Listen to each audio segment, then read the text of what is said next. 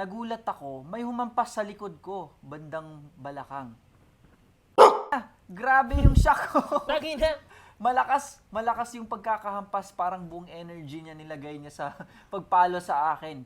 Napaaray ako, tinignan ko yung nanay, nakatingin lang sinabihan ko na, pakisaway naman, sinabi naman ng huwag kang malikot. Yun lang, hindi man lang nagsorry sa ginawa ng bastos niyang anak.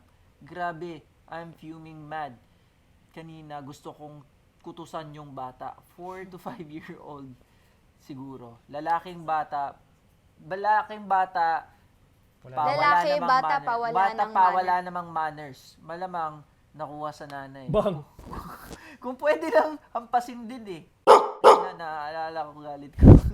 Pwede lang ang pasin. Focus ito para makita ng nanay. Ay, Okay, Kaya may experience na kayo with ako, kids.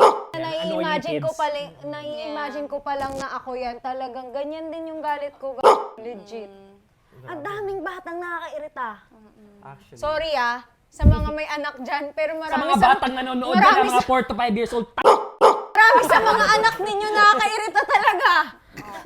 Walang cocomelon, kukutusan ko kayo! May games dyan, masarap yan. O, diba? Hindi pwede sa'yo yan, maanghang to, maanghang. pero may annoying age talaga eh, no? Meron talaga. Oo. Like, may cute na age, tapos annoying stage. pero feel ko kasi nasusolusyonan yan with like discipline talaga sa bahay. Kaya nga, Oo, mukha naman naman. niyang hindi dinidisiplina.